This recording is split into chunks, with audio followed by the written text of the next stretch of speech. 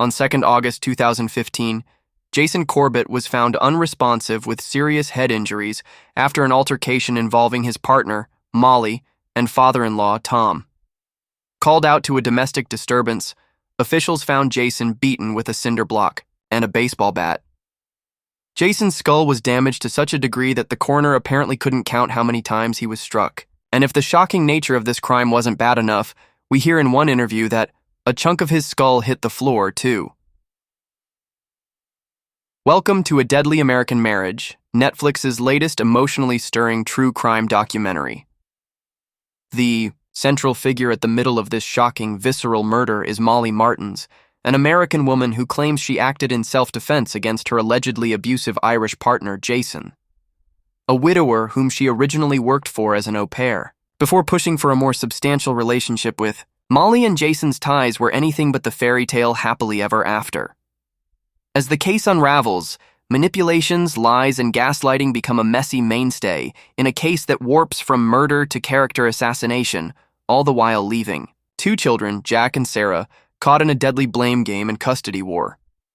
Netflix have done their best to bring together both sides of the case to produce a documentary film that very much tries to take an impartial view on a murder that seems pretty cut and dry. Despite its efforts to remain impartial, it's hard not to feel emotionally stirred while watching. One of the more interesting parts of this film, which unfortunately isn't touched on too much, stems from the psychological manipulation Molly has spun across the case, including to the children. There are hints that she's been verbally abusing Jason for a while, as evidenced by one witness claiming Molly belittled Jason's weight, causing him to leave a party early.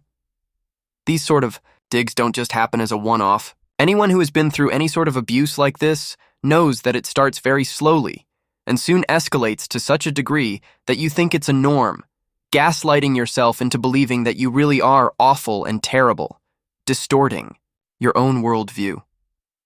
Men are generally worse at expressing their emotions compared to women.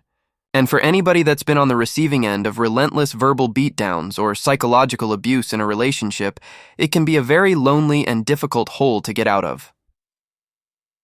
This is a particularly important point to note because the film brings up through Molly's attorneys that Jason went to the doctor with symptoms of feeling stressed and angry weeks prior to his eventual murder.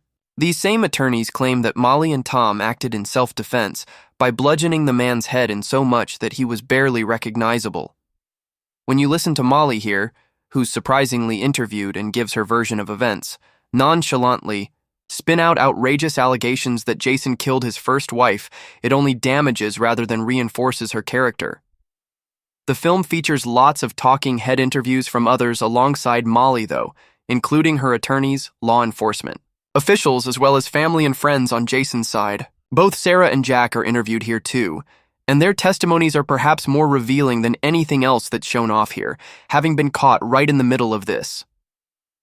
A Deadly American Marriage is not just a shocking murder case, but a layered tale of manipulation, bitter custody battles, and the tragic unraveling of a grieving family, fighting for justice and preserving Jason's image. It's an emotionally charged, thought-provoking watch that leaves you questioning the nature of truth and justice.